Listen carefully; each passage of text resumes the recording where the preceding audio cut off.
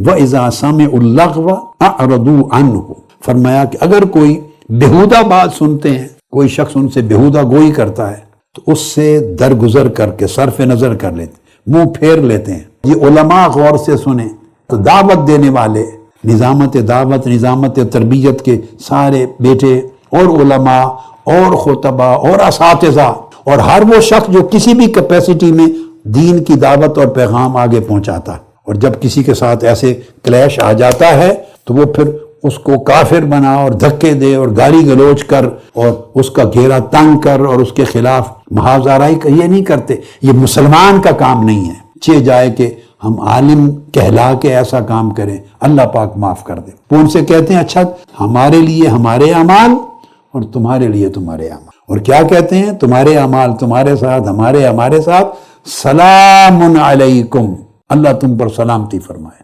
گفتگو کا اینڈ کرتے ہیں سلامتی کی دعا سے۔ یہی وجہ ہے کہ حضور نبی اکرم صلی اللہ علیہ وآلہ وسلم کی اوصاف اور آپ کے اخلاق کریمانہ کا ذکر فرمایا اللہ رب العزت نے قرآن مجید میں، سورہ آل عمران آیت 159 میں، اور یہ فوکس کیا اس پر، فرمایا فَبِمَا رَحْمَةٍ مِّنَ اللَّهِ لِنْتَ لَهُمْ، اے حبیب والا صفات، اللہ کی کتنی اور کیسی رحمت ہے آپ پر۔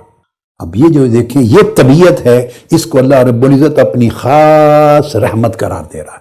اللہ کی کیسی رحمت ہے آپ پر، لِنْتَ لَهُمْ، کہ آپ ان کے لیے نرم طبع ہیں، نرم خو ہیں، نرم گفتگو ہیں، نرم جو ہیں۔ اللہ کا کتنا کرم ہے آپ پر، اللہ کی کتنی رحمت ہے آپ پر کہ آپ سب کے لیے، ان لوگوں کے لیے نرم ہیں، شفیق ہیں۔ وَلَوْ كُنْتَ فَظًّا غَلِيظَ الْقَلْبِ لَانفَضُّوا مِنْ حَوْلِكَ، اگر آپ تھوڑے سے بھی تند خو ہوتے، سخت مزاج ہوتے، دل بھی آپ کا سخت ہوتا، تو یہ لوگ آپ کو چھوڑ کے کبھی کے بھاگ چکے ہوتے۔ حضرت ابو ہریرہ رضی اللہ تعالیٰ عنہ فرماتے ہیں کہ میں نے عرض کیا یا رسول اللہ صلی اللہ علیہ وآلہ وسلم، مجھے کوئی ایک چیز ایسی بتا دیں کہ میں اس کی وجہ سے سیدھا جنت میں چلا جاؤں۔ آقا علیہ السلام نے فرمایا ابو ہریرہ اگر ایک چیز سے مراد ایک پیکج ہے، فرمایا ایک چیز اگر پکڑنا چاہتے ہو کہ سیدھا جنت میں جاؤ تو قال افش السلام، سلامتی پھیلاؤ اور خونی رشتوں کو ملاؤ، اور رات کے ان وقتوں میں قیام کرو، جاگو جب لوگ سوئے ہوئے ہوتے۔ فرمایا یہ چار چیزیں تو کرو، ثم ادخل الجنت بسلام، تو سلامتی کے ساتھ جنت میں داخل ہو جاؤ گے، کوئی رکاوٹ نہیں ہو۔ آقا علیہ السلام نے فرمایا اتقوا النار ولو بشق تمرۃ، فرمایا دوزخ سے بچاؤ اپنے آپ کو، خواہ آدھی کھجور کا صدقہ دے کر ہی بچانا پڑے۔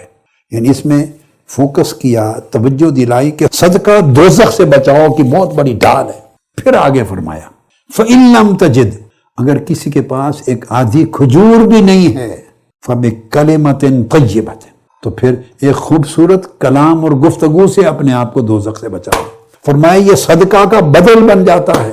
پھر حضرت ابو ہریرہ رضی اللہ تعالیٰ عنہ پھر ارشاد فرماتے ہیں جو آدمی دو بھائیوں کے درمیان عدل اور انصاف کرتا ہے یہ بھی صدقہ ہے، اور جو آدمی کسی کو سواری پر بٹھانے میں اس کو تکلیف ہے، بٹھانے میں مدد کرتا ہے یہ بھی صدقہ ہے، اس کا سامان اٹھا کر اس کی سواری پر رکھ دیتا ہے یہ بھی صدقہ ہے۔ اور پھر فرمایا وَالْكَلِمَةُ الطَّيِّبَةُ صَدَقَةٌ، پیار کا بول دیتا ہے کسی کی دلجوئی میں یہ بھی صدقہ ہے۔ زبان کو مسلسل ایک سال محنت کریں، 3 مہینے 4، آج کے بعد کنٹرول کریں، ایک عادت بنائیں، برے لفظ، سخت لفظ سب اپنی لغت سے، ڈکشنری سے نکال دیں، ایک نئی بولی تیار کر لیں، نئی ڈکشنری، چیزوں کو نکال کے سمپل ایک ڈکشنری تیار کر لیں جس میں ہر لفظ صرف خیر کا ہو، ہر ایک میں خیر کی خوشبو آئے، ٹھنڈک آئے، تبش نکال دیں، آپ اس راہ پہ چل پڑیں گے۔